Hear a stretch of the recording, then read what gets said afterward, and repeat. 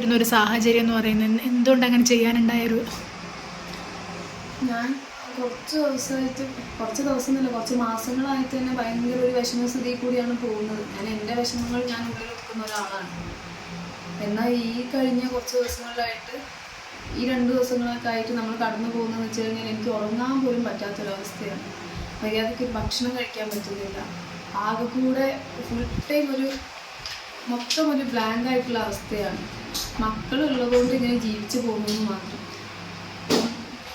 ഇന്നും ഇന്നലെയൊക്കെ ആയിട്ട് നടന്ന കാര്യങ്ങൾ എല്ലാവർക്കും അറിയുന്ന കാര്യങ്ങളാണ്.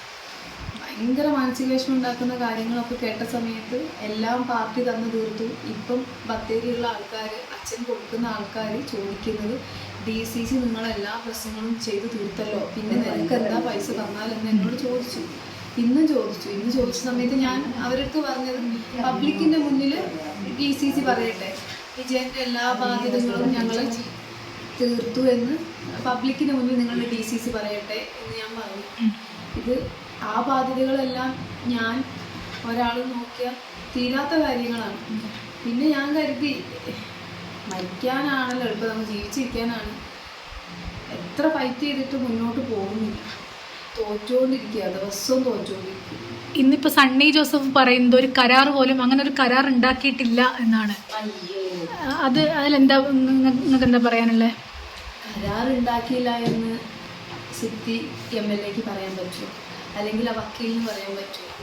ഇന്നിപ്പോൾ എൻ്റെ ഭർത്താവിൻ്റെയും വക്കീലിൻ്റെയും സംഭാഷണം ഞങ്ങളൊക്കെ കേട്ടതാണ്. അതിനകത്ത് പറയുന്നുണ്ടല്ലോ, അങ്ങനെ ഒരു എഗ്രിമെൻ്റ് ചെയ്യാത്ത ഒരു ആളായിരുന്നെങ്കിൽ ഞങ്ങൾ ആ വക്കീലിനെ അറിയണ്ടായിരുന്നില്ല. ഞങ്ങളെ ഇപ്പം വിജേഷാണ് സംസാരിക്കുന്നതെന്ന് പറഞ്ഞിട്ട് ആ വക്കീലിന് മനസ്സിലാവണമെങ്കിൽ അങ്ങനെ ഒരു എഗ്രിമെൻ്റ് അതുകൊണ്ടാണല്ലോ ഞങ്ങൾക്കൊരു മീഡിയേറ്ററായി നിന്ന് MLAയുടെ അടുത്ത് കാര്യങ്ങൾ സംസാരിക്കാമെന്ന് പറഞ്ഞത്. ഇവരെന്തിനാ ഈ വാക്ക് മാറ്റി പറഞ്ഞുകൊണ്ടിരിക്കുന്നത്? കൊടുക്കാൻ പൈസ ഇല്ല എന്നും പറഞ്ഞു. ഞങ്ങളടുത്ത് പറഞ്ഞിരുന്നത് എന്താണ്, KPCC ഫണ്ട് ഇല്ല എന്നായിരുന്നു ഇത്രയും കാലം പറഞ്ഞത്. ഇപ്പം പറയുന്നു എല്ലാ ഫണ്ടും ഞങ്ങൾക്ക് തന്നു തീർത്തു. അല്ല, ഇവര് വന്ന് തന്ന ഉറപ്പാണല്ലോ ഇത്. പിന്നെ അന്നേ ഇവർക്ക് അറിയായിരുന്നല്ലോ അങ്ങനെ ജെനുവിൻ അല്ല എങ്കിൽ അന്ന് എന്തിനാ ഇവർ ആരുടെ മുന്നിലാണ് അവര് കള്ളം കാണിക്കുന്നത്? ആരുടെ മുന്നിലാണ് അവര് ചെയ്ത് തീർത്തരാന്ന്? എന്തിനാ അവര് കള്ളം പറയുന്നേ? അന്നേ അവർക്ക് പറഞ്ഞുകൂടായിരുന്നോ? അന്ന് അവര് എന്തിനാണ് ഇങ്ങനെ ഒരു ഇതിലേക്ക് പോയത്? പിന്നെ അവര് അന്ന് ഒരു കോപ്പിയൊന്നും അവർ തന്നിട്ടില്ലല്ലോ. ഈ കോപ്പി എടുക്കണ്ടെന്ന് പറഞ്ഞു.